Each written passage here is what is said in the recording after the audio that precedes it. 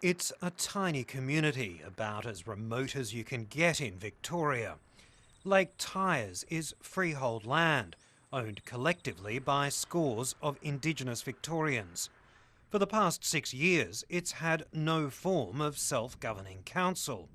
Everything here is decided by a government-appointed administrator from a Melbourne accounting firm. It's bad because we don't have a say in what's happening on our land at the moment. The self-determination of Aboriginal people out at LakeTyers have no say at all. We went to school here, a lot of the people. They grew up when it was a missionary day, and right up till today, it hasn't changed. LakeTyers is very important in the history of Aboriginal government relations because it was the place that the government has always wanted to send all Aboriginal people to. That was their aim, to concentrate all Aboriginal people from all over the state to LakeTyers. In 1971, these were the first Aboriginal Australians to be given control of their land. The Aboriginals living at LakeTyers have the opportunity to take a major step forward. We are proud. Look, we won't let this down. But it appears the community was let down with the unusual system of government which was created. Every resident, adult and child, was granted shares in the trust, which could only be sold under very strict conditions. And an elected board would vote on decisions affecting the community. It worked for many years, but over time, many of the shareholders moved away for reasons including unemployment.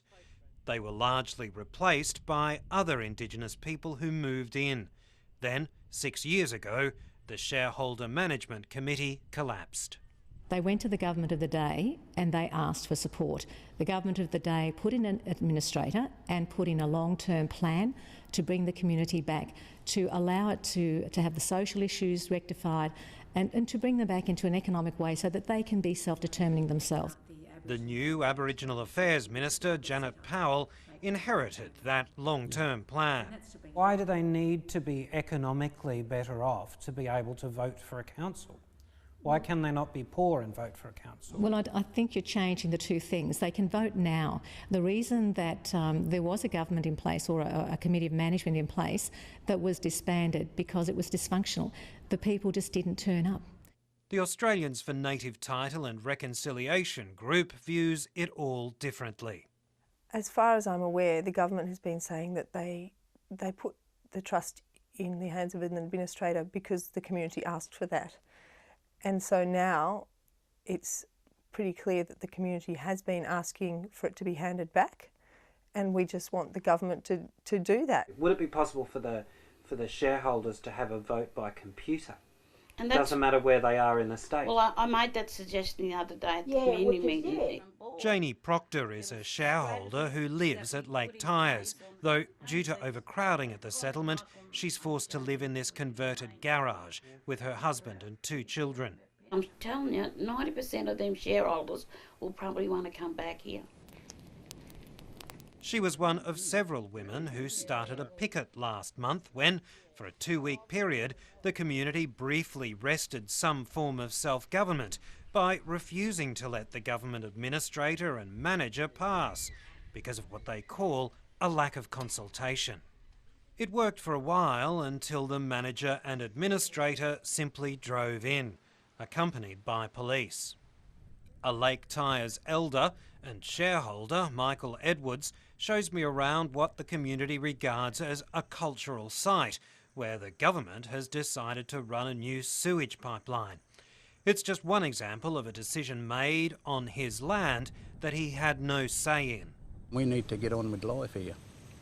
That's what I reckon. We've got to get on with it and be happy, and take, we need our freedom. Mr Edwards, like many others here, say he's grateful that the government is building a handful of new houses for the community. But like many others, he also says they're being built in the wrong place, that the buildings are too close together. Do you think that if this was a white community we would have this issue? This is fairly unique in that it's an Aboriginal community where people actually live there, the services are provided there. It is a very unique community. They're very proud people. The Minister says she has a plan. What I have done is I'm going to make sure that there are 2 committees of management, one for the shareholders and one for the residents. Would that work? No, I don't think so. I don't think so. The last say should be always up to the shareholders. They're the owners of this land. I think the Minister is setting too high a bar in her reasons why they shouldn't be handed back the control of the trust. It's as if they need to fix all the problems they ever have had, social problems, before they should have the right to govern. Maybe they should be involved in solving those issues as governors. And it seems there are strong divisions in opinion here, even among shareholders. You're leaving right now, all right? You're leaving right now. As we saw when we were confronted by a man at LakeTyers who was with the government manager. I speak great English, don't I? Leave! We of course did promptly leave the settlement. And as we left, the picket at the end of the road into town continued. One small act of defiance from a group of people who may have a long wait before they get any form of self-government.